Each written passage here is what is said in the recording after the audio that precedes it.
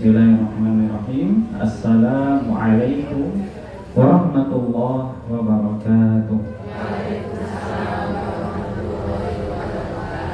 Innalhamdulillah nahmaduhu wa nasta'inuhu wa nastaghfiruh wa natubu ilaihi wa na'udzu billahi min shururi anfusina wa sayyiati a'malina. Man yahdihillahu fala mudilla lahu wa man yudlilhu fala hadiya lahu.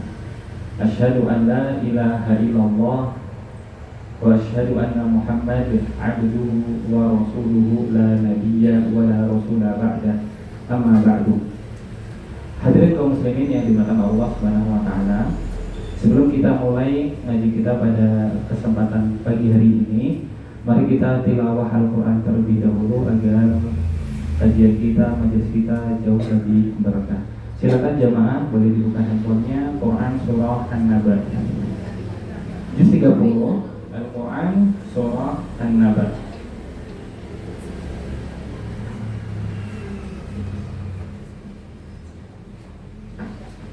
Kita tilawah bareng-bareng aja. Jamaah bisa dibuka Quran surah An-Naba juz 30 surat yang pertama. 1, 2, 3. A'udzu billahi minasy syaithanir rajim. Bismillahirrahmanirrahim. Amma yatasaalun 'anil naba'il 'azim alladzi hum fihi mukhtalifun. Kalla saya'lamun thumma kalla saya'lamun. Alam naj'alil arda mihada wal jibala awtada wa khalaqnakum azwaja wa ja'alna naumakum subata wa ja'alna al-laila libasa wa ja'alna an-nahara ma'asha wa banayna fawqakum sab'an shidada wa ja'alna sirajan wahaja wa anzalna minal mu'sirati ma'an thajjaja linukhrija bihi habban wa nabata wa jannatin alfafa. Inna yawmal fasli kana miqata yawma yunfakhu fis-suri fatatuna afwaja wa futihatis samaa'u fakanat abwaba wa suyiratil jibalu fakanat saraba. Inna jahannama kanat mirsada lit-taghina ma'aba labithina fiha ahqaba la yadhuquna fiha bardan wala sharaba illa hamiman wa ghassaqa jazaa'an wifaqa. Innahum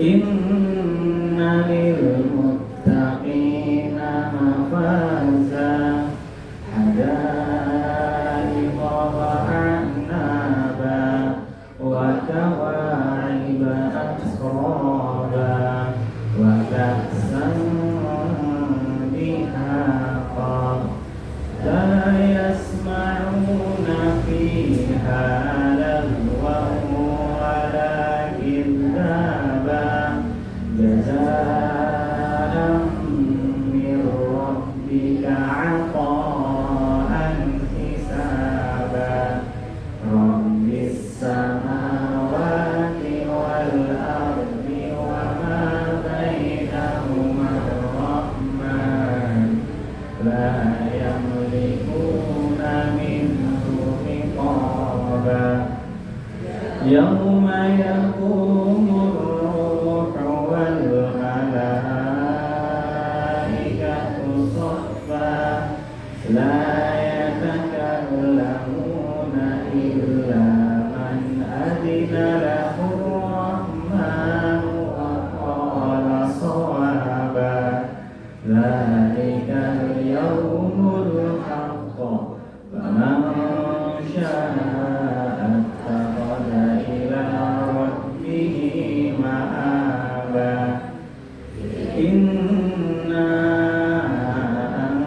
anzarnakum 'adzaban qariban yawma yanzurul mar'u ma qaddamat yadah wa yaqulul kafiru ya laitani kuntu turaba sadaqallahul azim.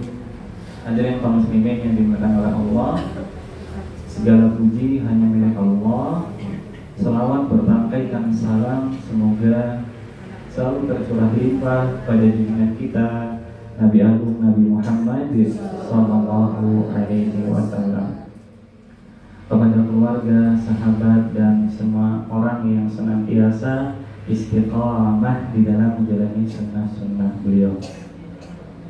Dalam sebuah hadis qudsi Allah Subhanahu wa taala mengatakan bahwa barang siapa membaca Al-Quran maka dia akan mendapatkan pahala dari setiap hurufnya. Allah tidak katakan alif lam mim harfun, walakin alifun harfun, lamun harfun, wa mimun harfun. Alif itu satu huruf, lam satu huruf, dan mim itu satu huruf. Dan setiap hurufnya kata Allah Subhanahu wa taala di dalam sebuah hadis qudsi akan mendapatkan satu kebaikan, dan kebaikan itu akan dilipat gandakan 10 kali lipat. Jadi kalau orang ada baca alif lam mim, dia telah terbaca 3 huruf, dan 3 huruf itu 3 kebaikan, 3 kebaikan itu dikali 10. Bayangin kalau kita nanti di bulan suci Ramadan bisa jauh lebih banyak bertilawah. Tidak hanya kemudian Allah Subhanahu wa taala melipat gandakan dari 3 menjadi 10, tapi menjadi yang tidak terhingga, karena semua yang nanti di bulan suci Ramadan akan dilipat gandakan dengan angka yang tidak terhingga. Maka wajar kalau ada yang mengatakan bahwa hari ini Rajab adalah bulan untuk menanam, dan ini hari terakhir 29, 30 selesai Rajab, masuk ke bulan Sya'ban. Bulan Sya'ban adalah bulan untuk menyirami, merawat. Baru nanti kemudian masuk ke bulan Ramadan adalah bulan untuk panen. Maka orang-orang yang dia tidak nanam, dia tidak merawat tumbuhannya, maka dia tidak bisa panen di bulan Ramadan. Maksudnya apa? Maksudnya adalah jamaah, kalau kita hari ini tidak terbiasa bertilawah, hari ini kita tidak terbiasa dengan puasa-puasa sunnah, hari ini kita tidak terbiasa dengan sholat malam, maka nanti di bulan suci Ramadan pasti akan berat, karena tidak adaptasi dari hari ini.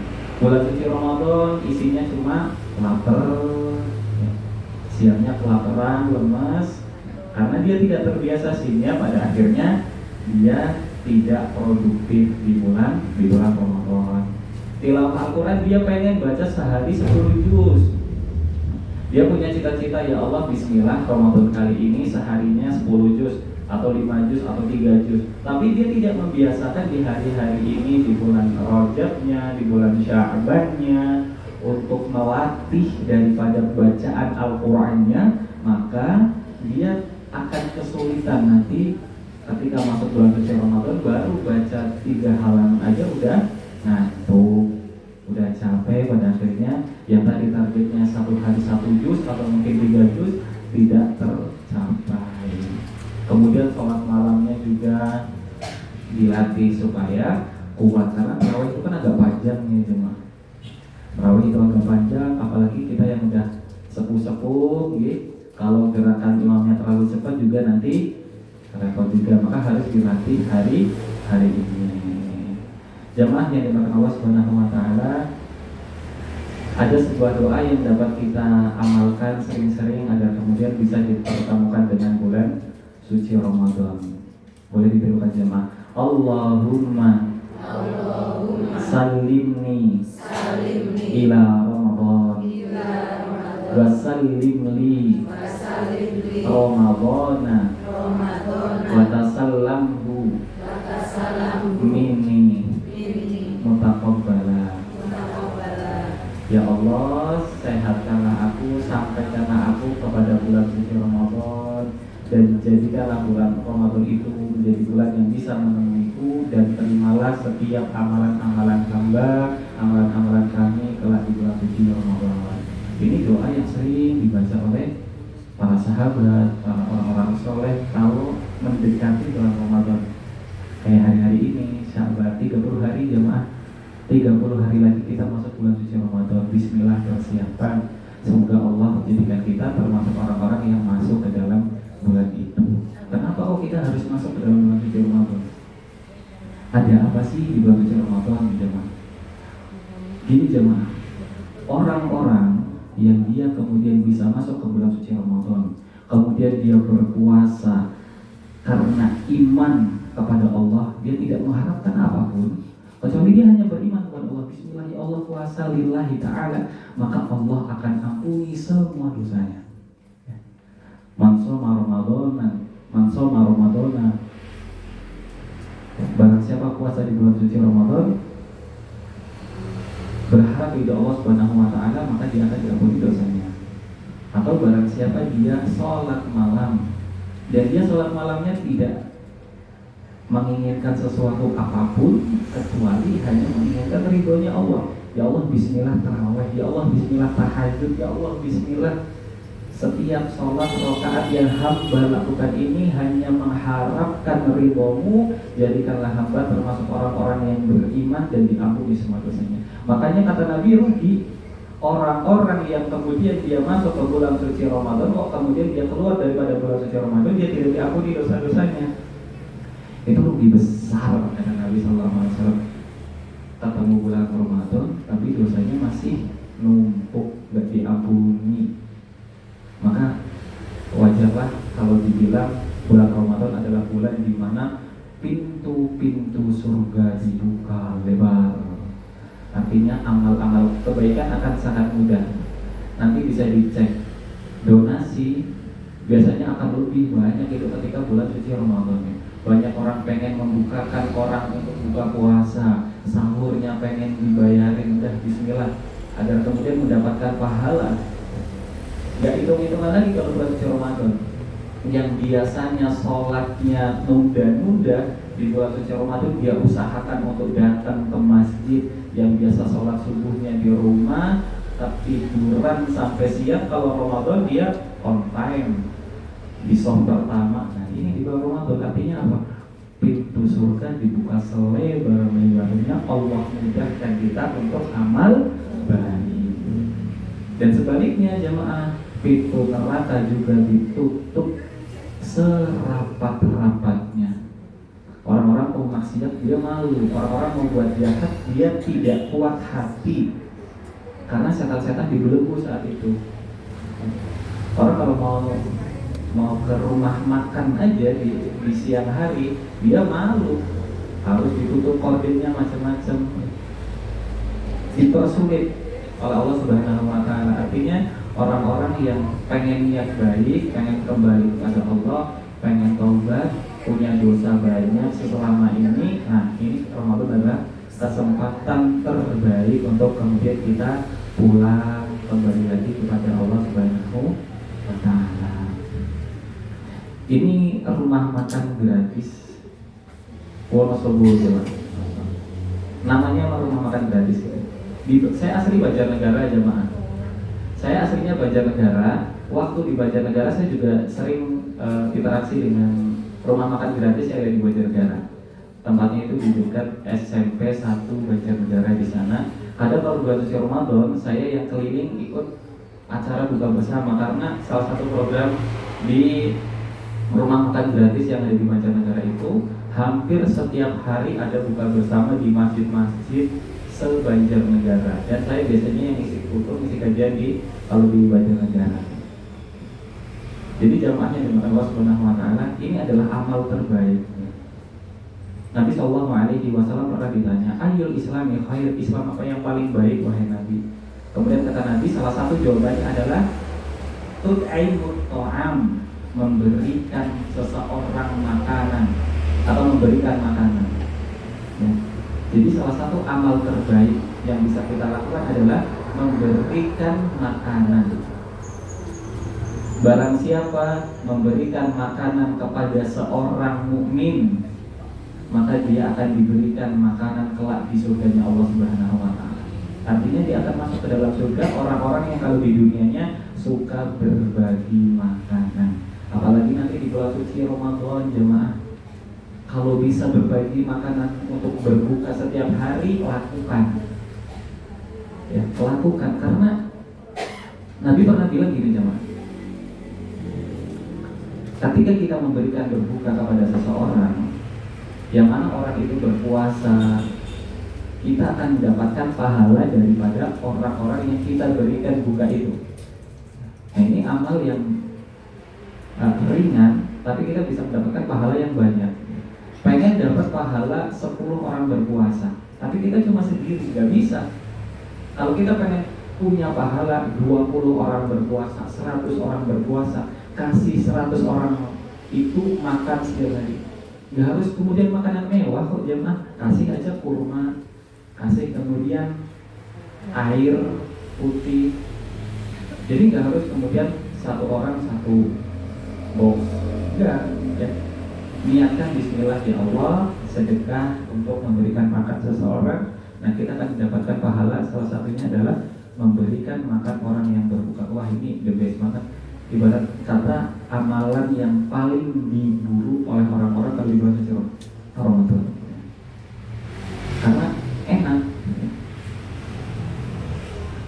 bisa mendapatkan berkali lipat pahala buka puasanya seseorang hanya dengan ya kita puasanya ya sama-sama puasa. Apalagi kalau misal ibu-ibu ini kan kadang ada halangan ya, dia nggak bisa puasa, pada akhirnya tidak mendapatkan pahala itu.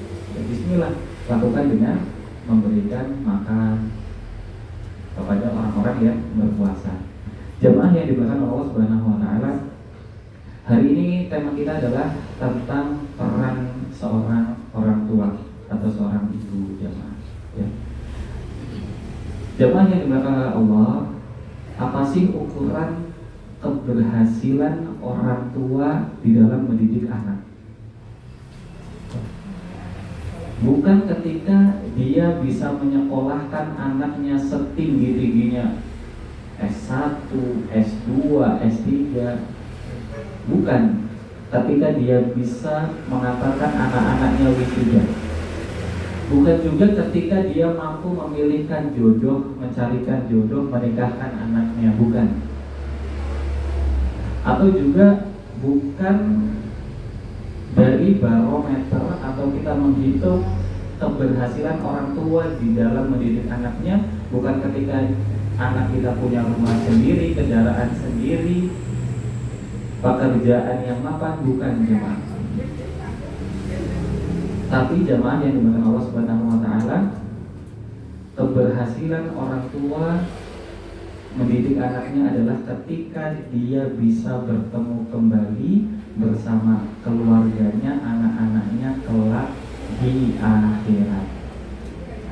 Allah Subhanahu wa taala berfirman, "Fa'amma man utiya kitabahu biyaminihi fasawfa yuhasabu hisaban yasira wa yanqalibu ila ahlihi masrura." Jadi nanti ketika hari kiamat kita akan diberikan buku catatan. Kalau bahasa kitanya rapot jemaah. Kita akan dikasih buku catatan sama Allah. Nah, kalau Allah kasihnya melalui tangan kanan, melalui depan, melalui tangan kanan kita, maka kita akan mendapatkan hisab yang ringan. Artinya kita akan selamat kelak di akhirat. Wa yanqalibu ila ahlihi masrura. Poinnya ini, orang-orang yang selamat itu kelak akan kembali kepada keluarganya dengan penuh kebahagiaan. Jadi jemaah, tolak ukur kita sukses atau tidaknya mendidik anak-anak kita adalah kalau kita bisa menjadikan anak-anak kita termasuk para penghuni surga. Kemudian jemaah yang dimakan oleh Allah Subhanahu wa taala, gambaran orang tua yang gagal dalam mendidik anaknya. Dia akan diperlihatkan kelak di akhirat. Allah Subhanahu wa taala berfirman, "Yauma yafirrul mar'u min akhihi." Pada hari itu jemaah, manusia itu dia lari satu sama lain. Manusia itu dia nggak mau deket-deketan, dia saling pergi menjauh. Wa ummihi wa abihi wa sahibatihi wa bani. Orang tua dia akan menjauh dari suaminya, dari bapaknya, dari ayahnya. Dia juga akan lari dari teman-temannya, dia lari juga dari anak-anaknya, saling menjauh. Likulli imri'in minhum yawma idzin sya'nun yughni. Kenapa kok kemudian mereka saling menjauh, saling menghindar, tidak mau bersama? Karena semuanya sibuk dengan urusannya sendiri-sendiri. Semuanya dihisab oleh Allah Subhanahu wa taala, semuanya mempertanggungjawabkan urusannya masing-masing ketika hidup di dunia. Tidak ada yang menanggung dosa anaknya, tidak ada orang tua yang menanggung dosa anaknya, dan anak tidak juga menanggung dosa orang tuanya. Ketika anak sudah umur balik, jamaah, balik itu ukurannya apa? Ketika anak sudah menstruasi, atau mungkin umur sekitar 9-10 tahun ke atas, itu ada kemungkinan anak-anak sudah balik. Ketika anak sudah balik, kok dia nggak sholat, dia nggak mau taat sama Allah, tidak mau beribadah, maka kalau dia dapat pahala untuk dirinya sendiri. Kalau dapat dosa untuk dirinya sendiri. Kita sebagai orang tua tidak menanggung dosa anak-anak kita, tapi jamaah, wajib hukumnya orang tua untuk tetap memberikan nasihat. Para ulama berbeda pendapat, atau para ulama itu berpendapat kayak gini. Kalau kita punya anak kita nggak mau sholat, apakah kita ikut berdosa? Jawabannya tidak, asalkan kita selalu memberikannya nasihat, asalkan kita sudah mengingatkannya, asalkan kita sudah menegurnya. Kalau dia nggak sholat, kalau dia maksiat, kalau dia nggak taat pada Allah, tapi kita diam aja, kita nggak pernah negur, kita acuh, kita apatis, maka kita juga akan mendapatkan dosa telah abai. Maka jemaah yang dimakan Allah Subhanahu wa taala, sebagai orang tua tidak boleh abai. Tidak boleh abai kepada anak-anak kita. Lalu jemaah yang dimakan Allah Subhanahu wa taala, kunci agar kita menjadi orang tua yang Allah inginkan. Yang pertama adalah niatkan anak yang kita lahirkan, anak yang kita kandung, anak yang kita besarkan, anak yang kita didik, anak yang selalu bersama kita dari kecil, niatkan untuk Allah. Ya.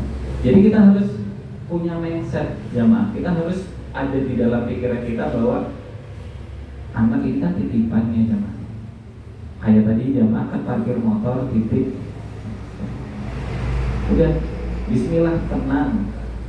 Sebagaimana anak ini adalah dari Allah, maka niatkan untuk kembali kepada Allah, untuk memperjuangkan agama Allah. Innamal a'malu binniyat. Kalau kita niatkan anak kita untuk Allah Subhanahu wa taala, insya Allah Allah akan bantu. Akan bantu apa? Akan bantu untuk menjadikan anak kita soleh solehah. Karena Allah tahu anak kita sudah diwakafkan untuk Allah Subhanahu wa taala. Dalilnya apa? Ada di dalam Al-Qur'an. إذ قالت امرأة عمران رب إني نذرت لك ما في بطني محررا فتقبل مني. Jadi pada saat itu istri Imran berkata, wahai Robku, aku ya Bu Imran gitu ya. Kalau bahasa kitanya Bu Imran jemaah. Kalau istrinya Nabi Nuh siapa? Bu Nuh. Kalau Pak Zainal, Bu Zainal ya. Kalau ini Imran berarti Bu Imran. Jadi Bu Imran itu dia bilang, wah ya Allah, aku bernazar, aku berjanji kepadamu, ini anak yang ada di dalam kandunganku, beliau sedang hamil. Ini anak yang ada dalam kandunganku, aku nazarkan agar dia selalu beribadah kepadamu, maka ya Allah terimalah ini dariku. Jadi gitu jemaah, kalau punya anak satu tujuannya, entah nanti dia jadi dokter, entah dia jadi pengusaha, entah dia jadi ustadz, entah dia jadi guru, entah dia jadi presiden sekalipun, bismillah ini untuk Allah, apapun itu supaya dimudahkan oleh Allah Subhanahu wa taala. Kadang yang sering dilupakan oleh orang-orang hari ini adalah dia lupa bahwa anak itu adalah titipan dari Allah Subhanahu wa taala, sehingga apa? Dididiklah yang tidak sesuai dengan apa yang Allah inginkan. Allah pengen dia ngaji, TPQ aja nggak diberangkatin. Allah pengen dia bisa paham tentang sholat, orang tuanya nggak pernah ngajarin sholat. Nah, maksud daripada kita meniatkan untuk Allah, kita juga harus memberikan fasilitas kepada siapa? Anak-anak kita. Itu jamaah yang dimana Allah Subhanahu wa taala. Ya. Anak adalah amanah, itu bukan milik kita. Ibnu Qayyim rahimahullah taala berkata, kata Imam Ibnu Qayyim, barang siapa lalai mendidik anaknya, maka sungguh dia telah berbuat kezaliman yang besar kepada anaknya. Jadi orang tua yang dia nggak mau didik anaknya, yang nggak mau ajarin anaknya, nggak mau sekolahin anaknya, nggak pengen anaknya kemudian punya akhlak yang baik, maka sesungguhnya dia adalah orang tua yang zalim. Nah, termasuk zalim adalah ketika terlalu mengekang anak, terlalu mengatur pilihan hidupnya. Anak yang udah dewasa ini kan kadang cara kita mengajarinya tuh beda dengan anak-anak yang masih kecil. Tidak membimbingnya adalah sebuah kezaliman. Kata Imam Ibnu Qayyim rahimahullah ta'ala, kalau anak kita masih kecil ya, kita ajarkan apa? Kenalkan Allah. Semua yang kita beri jamaah, jangan bilang ini dari mama nak, ini dari bapak nak, ini dari kakek, ini dari nenek, ini dari mas. Jangan jamaah, tapi bilang ini dari Allah, ini rezeki dari Allah. Jadi saya punya ustadz gini jamaah, kalau anaknya mau minta uang 2.000 aja, Yang disuruh agar kemudian anak ini berdoa dulu kepada Allah, ya Allah berikanlah aku rezeki. Kalau udah berdoa baru nanti dikasih. Dan ini juga salah satu bentuk bahwa mendidik anak agar merasa bahwa kalau pengen rezeki, kalau pengen apapun mintanya kepada Allah dulu, baru nanti kemudian kepada orang tua atau yang lain. Ini kalau masih kecil. Dan jamaah yang dimuliakan Allah, teladan ini yang paling krusial ya. Memberikan contoh. Kadang anak itu dia lebih suka dengan contoh dibandingkan dengan nasihat, ya kan? Nah, jangan nonton TV terus gitu. Tapi ibunya nonton sinetron, SCTV. Nah, jangan main HP terus, tapi orang tuanya HP-an terus. Nah, ngaji, orang tuanya nggak pernah ngaji. Yuk sholat subuh, tapi orang tuanya kalau subuh pun masih tidur, ya gimana anaknya nanti mau ikut? Karena anak itu terkadang dia termotivasi dengan apa yang dilakukan oleh orang tuanya. Padahal orang tuanya nggak pernah kasih tahu, ya. Yang ngasih tahu tapi sesekali aja, sebulan sekali. Lebih banyak mencontohkan, karena contoh itu jauh lebih melekat di dalam benak anak. Dan hampir rata-rata jemaah, apapun yang terjadi pada anak-anak itu biasanya muncul daripada rumah. Yang rokok biasanya pertama-tama itu ngambil rokok orang tua, tegesannya dulu gitu kan. Wah, ada tegesannya sisa setengah, ambil dulu. Nanti baru gede-gede dikit udah berani beli di warung sendiri. Biasanya seperti itu. Apapun itu hal-hal yang buruk, biasanya anak-anak itu lebih cepat untuk meniru. Maka jamaah, memberikan teladan, memberikan contoh itu jauh lebih baik dibandingkan hanya memerintah. Dan kalau kita pengen punya anak yang soleh-solehah jamaah, kita harus jaga dia dari makanan-makanan yang haram. Haram dari zatnya ataupun haram dari cara memperolehnya. Ya. Innallaha thayyib la yaqbalu illa thayyib. Allah itu baik dan Allah tidak menerima kecuali yang baik. Dan terkadang itu nggak kerasa jemaah ketika seseorang memberikan makan yang halal, tiba-tiba anaknya nakal aja, tiba-tiba anaknya punya lingkungan circle yang buruk, kemudian dia mudah terpengaruh, tidak dikuatkan hatinya oleh Allah, tidak dikuatkan imannya. Dan ini biasanya sebab-sebab daripada ketika orang terlalu banyak makanan-makanan yang haram. Maka jaga betul daripada makanan-makanan yang haram. Kalau suami mau kerja, kasih satu nasihat, jangan bawa pulang kecuali yang halal. Dan ada sebuah doa jemaah yang agar kita selalu dicukupkan dengan yang halal. Doanya adalah Allahumma qini bihalalika an haramika. Ya Allah, cukupkanlah hamba dengan yang halal, jauhkanlah hamba dari yang haram. Jadi jamaah yang dimaksud Allah Subhanahu wa taala, orang-orang yang dia cukup dengan yang halal, dia tidak akan pernah nafsu, tidak akan pernah tertarik dengan yang haram-haram. Sebagaimana orang yang sudah terbiasa dengan yang haram, dia juga tidak nafsu dengan yang halal. Dia pengen terus yang haram, walaupun itu mahal, walaupun itu gak enak. Tapi kalau sudah terbiasa di dalam dirinya sesuatu yang haram, maka dia akan terus terjang, dia akan terus ambil, walaupun itu adalah sesuatu yang gak enak. Dan yang haram-haram itu kan rata-rata satu mahal, dua gak enak ya, dibandingkan yang halal. Tapi kalau orang sudah terbiasa dengan itu, maka dia tidak akan pernah puas. Dan sifat dosa itu seperti itu jemaah. Sifat dosa itu seperti itu. Dia candu. Dia candu akan ketagihan. Yang suka utang ke rentenir gitu ya. Bismillah terakhir, tapi nanti kepepet dikit utang lagi. kepepet dikit utang lagi, pada akhirnya numpuk, dia kebingungan sendiri.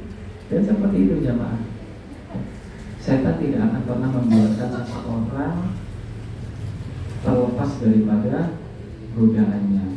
Setan itu menggoda dari segala arah. Makanya usahakan setiap pagi itu baca ayat kursi. Orang yang baca ayat kursi di pagi hari, dia akan dijaga oleh Allah Subhanahu wa Ta'ala dari gangguan setan sampai waktu petang. Barang siapa membaca ayat kursi di waktu petang, kemudian dia akan dijaga oleh Allah Subhanahu wa Ta'ala sampai pagi harinya. Kemudian 30 Qul huwallahu ahad, qul a'udzu birabbil falaq, qul a'udzu birabbin nas. Kemudian sayyidul istighfar, insyaallah cukup. Karena kenapa harus sayyidul istighfar? Sayyidul istighfar itu manfaatnya sangat besar jemaah. Kalau bisa hafal dan dirutinkan setiap hari. Barang siapa membaca sayyidul istighfar, kata Nabi Shallallahu Alaihi Wasallam, dengan penuh keyakinan di pagi hari, kemudian dia meninggal dunia di waktu siangnya, kata Nabi Shallallahu Alaihi Wasallam, tempat surga yang paling layak untuknya. Kemudian kalau dia baca di waktu petang sayyidul istighfar, Allahumma anta rabbi la ilaha illa anta, itu di waktu petang dia baca, kemudian dia meninggal dunia di waktu malamnya, pastilah dia akan masuk ke dalam surganya Allah Subhanahu wa Ta'ala. Zikir pagi dan petang yang akan menjaga kita, menguatkan iman kita. Ala bidzikrillah tatma'innul qulub. Bukankah dengan berzikir mengingat Allah hati akan menjadi tenang, jemaah. Kemudian jemaah yang dengan Allah Subhanahu wa Ta'ala,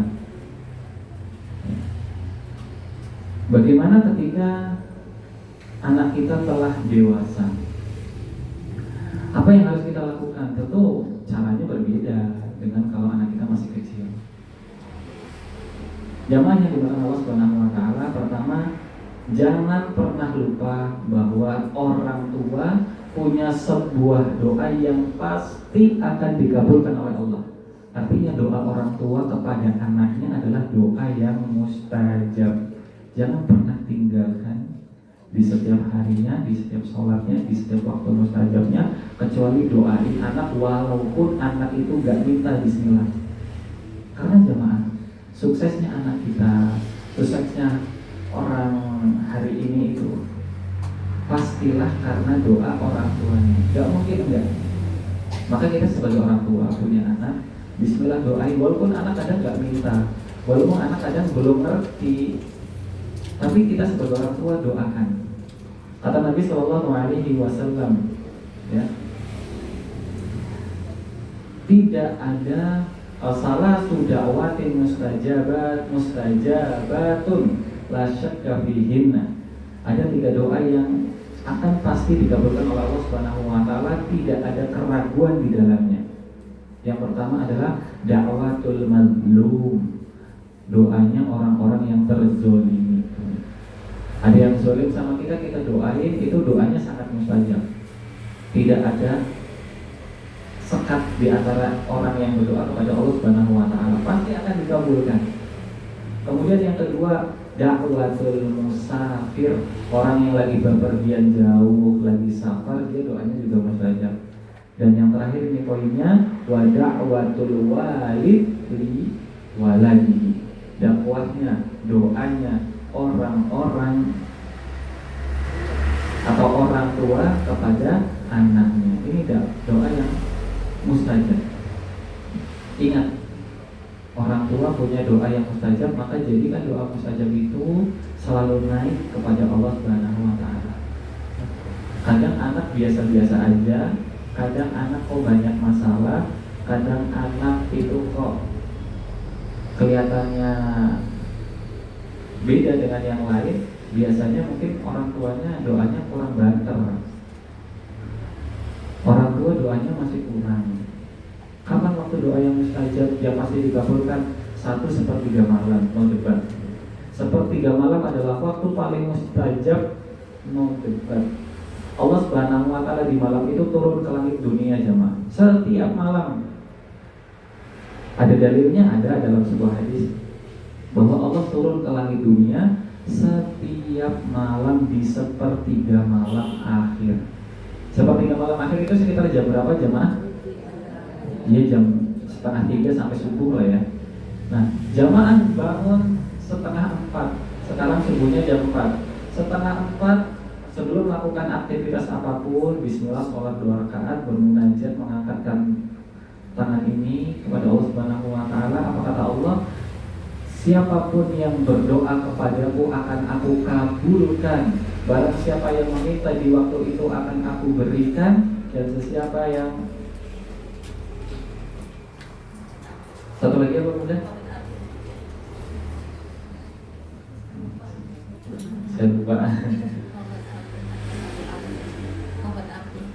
Ya, yang mohon ampun dia akan diampuni, yang meminta dia akan diberi. Kemudian satu lagi, ada 3 di dalam hadis ini. Jadi jamaah yang dimuliakan Allah Subhanahu wa taala, sepertiga malam apalagi di bulan Ramadan. Makanya kadang kalau di bulan Ramadan itu setan itu pintar bergodanya dengan tayangan TV yang biasanya paling menarik itu di bulan Ramadan. Jadi orang itu disibukkan dengan acara TV yang lucu-lucu, yang seharusnya jemaah di waktu subuh itu, di waktu sahur itu adalah waktu yang paling tepat orang meneteskan air mata, bukan tertawa ya. Itu waktu yang paling tepat orang kemudian meneteskan air mata, berkeluh kesah pada Allah, berdoa, itu bukan senda gurau, tapi setan sangat pintar dalam menggoda. Makanya jamaah, kalau bisa nanti di waktu sahur ada waktu buat masak, ada, tapi jangan lewatkan waktu juga untuk berdoa, bermunajat kepada Allah Subhanahu wa taala. Karena orang di bulan Ramadan kan pasti bangun ya jemaah. Kalau hari ini sepertiga malam kan kadang berat ya, bangunnya paling subuh. Tapi nanti insya Allah di bulan Ramadan semua orang pasti bangun jam 3, kadang jam 2, kadang jam 2 udah bangun. Nah, jangan habiskan waktu tersebut untuk masak, untuk makan, tapi gunakan juga untuk bermunajat kepada Allah Subhanahu wa taala. Dan wabil khusus jangan pernah lupakan di 30 harinya kecuali doa kepada anak-anak kita. Penting banget jemaah. Kemudian jemaah yang dimuliakan Allah Subhanahu wa taala ya. Kalau anak-anak kita sudah dewasa, peran orang tua itu berubah. Peran orang tua itu berubah. Yang ketika anak-anaknya masih kecil, dia masih bisa ngatur, dia bisa tentukan apapun yang anaknya hendak lakukan, dia awasi penuh. Tapi kalau anak sudah dewasa, tidak kemudian kita bisa melakukan hal-hal tadi. Yang bisa kita lakukan satu, kita hanya bisa doakan. Karena anak kita udah jauh merantau entah gimana, ada yang udah berkeluarga, macam-macam. Maka peran kita sebagai orang tua kalau anak kita sudah dewasa adalah mendoakan. Bukan kemudian udah kerja, udah nikah, udah bebas, udah bukan jadi tanggung jawab kita lagi. Enggak jemaah. Mereka tetaplah menjadi anak-anak kita dan doa kita akan tetap mustajab kepada mereka. Maka doakan anak-anak kita. Kemudian anak-anak udah sulit kalau kita atur, kamu harus A ya nak, kamu harus B ya nak. Oh nggak bisa. Kalau udah gede dia udah punya pikiran sendiri jemaah. Maka kita hanya bisa memberikan nasihat. Nah, kerjanya yang benar ya, jangan ambil yang haram, jangan lupa sholatnya, jangan tinggalkan sholat. Sebagai orang tua kita harus bisa memberikan nasihat. Gak usah malu jemaah. Sesukses apapun anak kita, setinggi apapun pangkatnya, namanya anak yo anak, dijewer aja. Walaupun mungkin orang tuanya biasa-biasa aja ya, orang tuanya cuma lulusan SD, tapi anaknya masya Allah jadi dosen, anaknya ada yang jadi dokter. Kalau salah jewer aja, anak adalah anak, gak usah takut. Dan ini adalah kewajiban orang tua. Dan seorang ayah, seorang ibu, dia harus bisa menjadi tempat pulangnya anak-anak. Maksudnya apa? Bisa jadi tempat cerita, bisa jadi tempat keluh kesah, bisa jadi tempat untuk ketika ada hal-hal yang tidak diputuskan kembali kepada orang tua. Jadi bukan kemudian kalau anak-anak kita sudah besar langsung bebas tanggung jawab. Bukan berarti kalau anak-anak kita udah gede, orang tua nggak punya peran lagi. Nabi Ibrahim alaihi salam jemaah, apa yang beliau doakan untuk anak-anaknya, untuk keturunannya, diriwayatkan di dalam Al-Quran. Rabbi ja'alni muqimas shalah. Nabi Ibrahim selalu berdoa, gak minta anaknya supaya kaya, gak minta supaya anaknya jabatannya tinggi, enggak. Tapi Nabi Ibrahim dia berdoa sama Allah, ya Allah, jadikanlah anak keturunanku orang-orang yang tidak pernah meninggalkan sholat. Kenapa sholat, jamaah? Nabi bilang, awwalu ma yuhasabu bihil 'abdu yaumal qiyamah as-shalah. Ada satu amalan yang amalan ini akan dihisab, dihitung, diperhitungkan pertama kali oleh Allah Subhanahu wa taala adalah sholat. Kalau sholatnya benar, kalau sholatnya ikhlas lillahi ta'ala, kalau sholatnya dia khusyuk, kalau sholatnya sempurna, maka amalan-amalan yang lain ngikut. Amalan-amalan yang lain terselamatkan. Sholat ibarat sebuah bangunan, sholat itu kan tiang jemaah. Kalau bangunan itu gak ada tiang, runtuh bangunan tersebut. Ada zakatnya, ada puasanya, ada umrohnya, ada hajinya, apapun itu, kalau dia nggak sholat, tak terhitung, runtuh, hancur. Ya. Maka kalau sholatnya baik, amalan yang lain ikut baik. Kalau amalan sholatnya buruk, yang lain juga buruk. Maka kami juga kalau di pesantren jemaah, bagaimana kita tahu ini orang benar atau enggak? Ini orang ada masalah enggak di kamarnya? Ini orang lagi ada hal-hal yang disembunyikan atau enggak? Kita lihatnya itu gampang, gak harus kemudian tahu dia lagi melanggar atau enggak. Cuma cek sholatnya aja. Kalau sholatnya udah mulai enggak jamaah, kalau sholatnya udah mulai masbuk, wah ini pasti ada masalah. Pasti ada masalah, entah mungkin dia nggak ngumpulin HP kalau di pesantren, entah mungkin dia punya pacar ternyata, entah mungkin dia maksiat yang lain. Nah, karena sholat itu jamaah berat bagi orang-orang yang munafik, berat bagi orang-orang yang bermaksiat, berat banget sholat itu. Apalagi sholat subuh sama sholat isya. Sholat subuh sama isya itu berat banget, apalagi subuh itu paling berat jemaah untuk orang-orang munafik.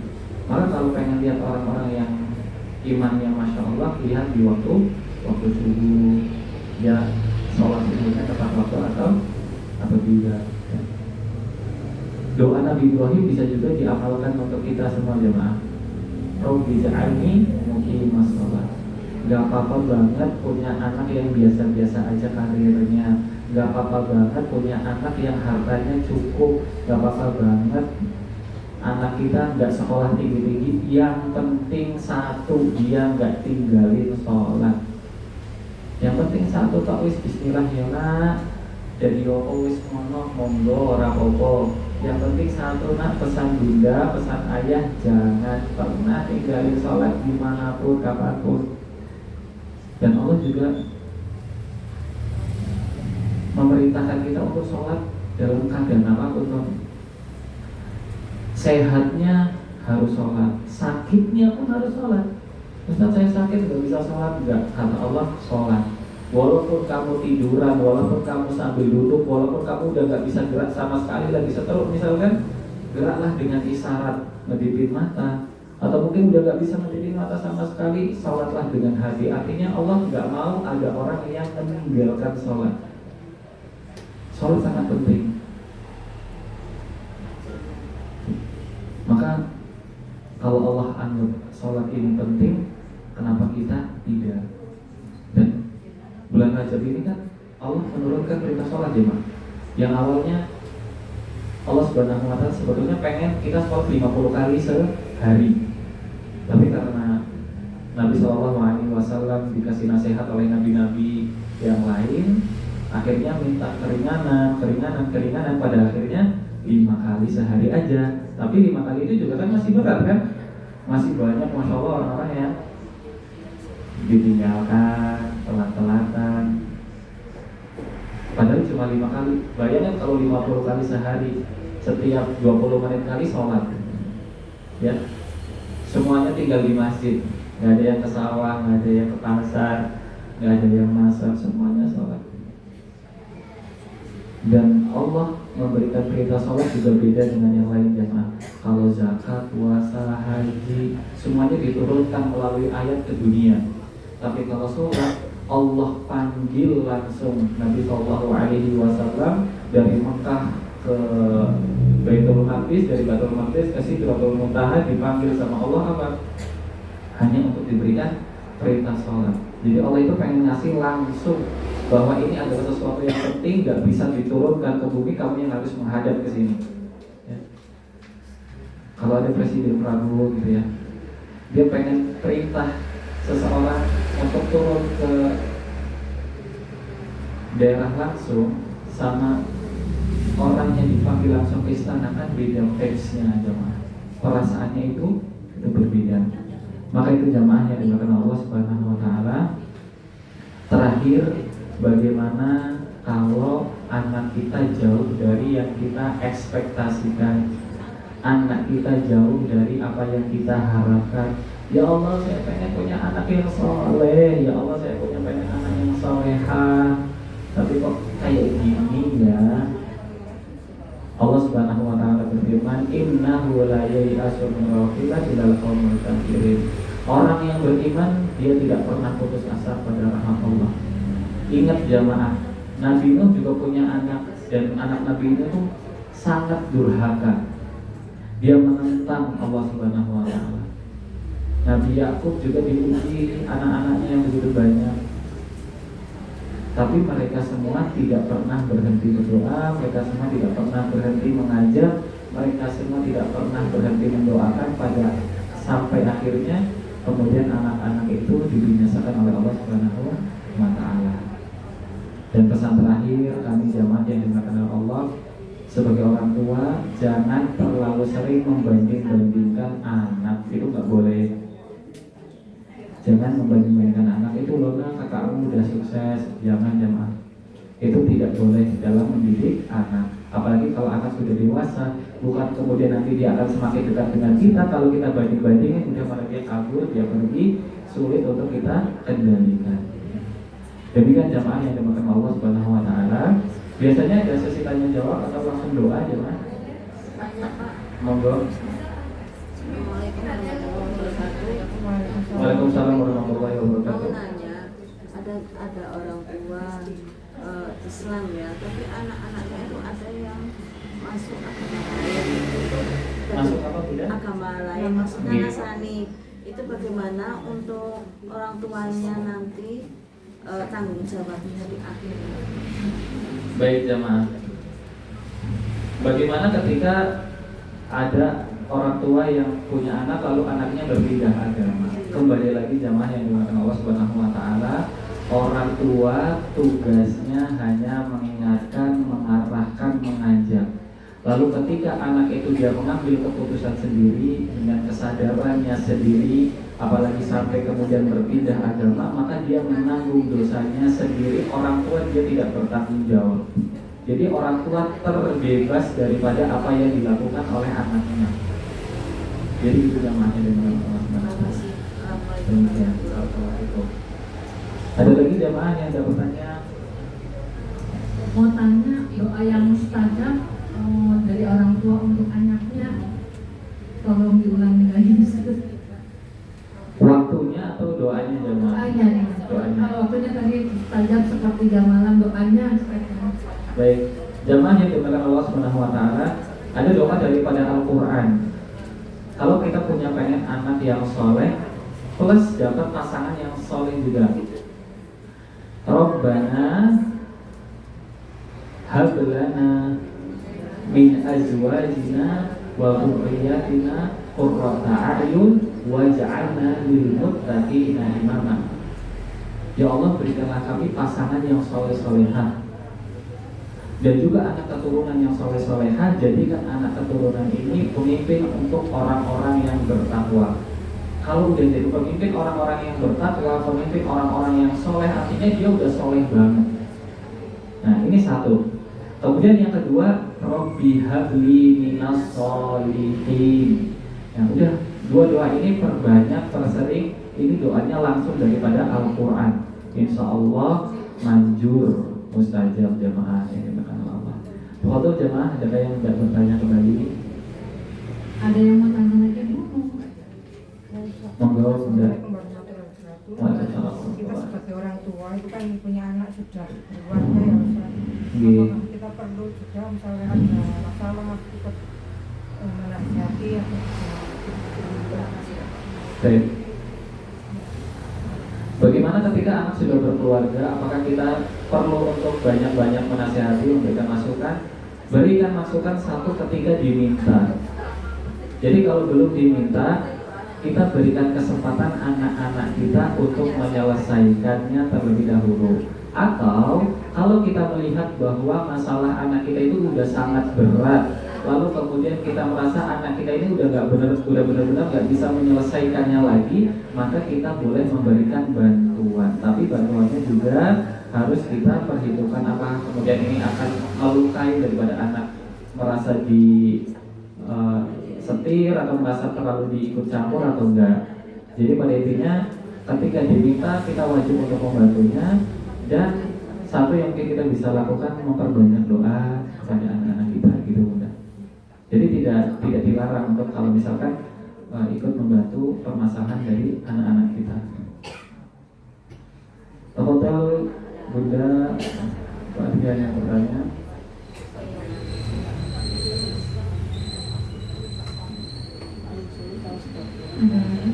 Ada apa sih Ibu atau kita dengarkan doa dari Ustaz? Doa penutup mungkin Ustaz. Baik. Jika tidak ada yang bertanya, jemaah semua yang dimakan Allah Subhanahu wa taala, mari kita hadirkan hati sejenak. Semoga apa yang nanti akan kita panjatkan kepada Allah, kelak Allah kabulkan apa yang kita inginkan. A'udzubillahi minasyaitonirrajim. Bismillahirrahmanirrahim. Hamdan syakirin, hamdan na'imin, hamdan yuwafi ni'amahu wa yukafi mazidah. Ya Rabbana lakal hamdu wa lakal syukru kama yanbaghi li jalali wajhikal karim sultan. Allahumma shalli ala Muhammad wa ala ali Muhammad kama shallaita ala Ibrahim wa ala ali Ibrahim fil alamin innaka Hamidum Majid. Rabbana zalamna anfusana wa illam taghfir lana wa tarhamna lanakunanna minal khasirin. Ya Allah, kami datang kepadamu pada kesempatan kali ini dengan penuh dosa, dengan penuh kesalahan. Kami mohon kepadamu ya Allah, ampunilah dosa-dosa kami, dosa kedua orang tua kami, dosa anak-anak kami, dan dosa guru-guru kami, semua juga orang-orang yang selalu baik kepada kami ya Allah. Allahumma ya muqallibal qulub, tsabbit qulubana ala dinik. Ya musarrifal qulub, sarrif qulubana ila ta'atik. Ya Allah, kami mohon kepadamu, berikanlah kami istiqomah untuk selalu senantiasa taat kepadamu, untuk senantiasa berada di jalan-Mu ya Allah, jalan yang benar. Ya Allah, kami mohon kepadamu, berikanlah kami kematian yang husnul khatimah. Ya Allah, berikanlah kami kematian yang husnul khatimah. Jadikan setiap amal kami amal yang diterima oleh-Mu ya Allah. Dan Engkau cabut nyawa kami kecuali kalimat yang terakhir kemudian muncul kami lisankan adalah kalimat la ilaha illallah. Ya Allah, cabutlah nyawa kami dalam keadaan baik, dalam keadaan membaca Al-Quran, dalam keadaan sedang ngaji, dalam keadaan sedang sholat, dalam keadaan sedang berdoa, dalam keadaan sedang umroh, dalam keadaan sedang haji ya Allah ya Rabbal Alamin. Ya Allah, kami mohon kepadamu ya Allah, apabila pada kesempatan siang hari ini ada di antara saudara-saudara kami yang sedang mengalami kesulitan, selesaikanlah ya Allah, bantulah ya Allah. Apabila ada yang sedang terlilit hutang ya Allah, lunaskanlah. Apabila ada yang sedang sakit ya Allah, kami mohon kepadamu, berikanlah kesehatan, hapuskanlah setiap dosa-dosa yang ada ya Allah ya Rabbal Alamin. Ya Allah, berikanlah kepada kami rezeki yang berkah berlimpah. Ya Allah, berikanlah kepada kami rezeki yang berkah melimpah. Ya Allah, berikanlah kami rezeki yang berkah melimpah. Allahumma inna nas'alukal jannah. Allahumma inna nas'alukal jannah. Allahumma inna nas'alukal jannah. Ya Allah, kami mohon kepadamu surga, jauhkanlah kami daripada api neraka. Rabbana atina fid dunya hasanah wa fil akhirati hasanah wa qina adzabannar. Ya Allah, berikanlah kami yang terbaik di dunia. Ya Allah, jauhkanlah kami dari yang buruk di dunia. Berikanlah kami surga dan jauhkanlah kami dari api neraka. Subhana rabbika rabbil izzati amma yasifun wa salamun 'alal mursalin walhamdulillahi rabbil alamin. Jazakumullah khairan jamaah.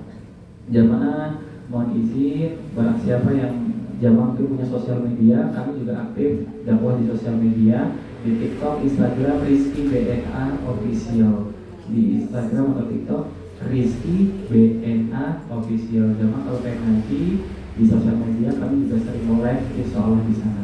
Barakallahu fikum, subhanakallahumma wa bihamdika, asyhadu an la ilaha illa anta, astaghfiruka wa atubu ilaik. Kami kembalikan kepada pembawa acara.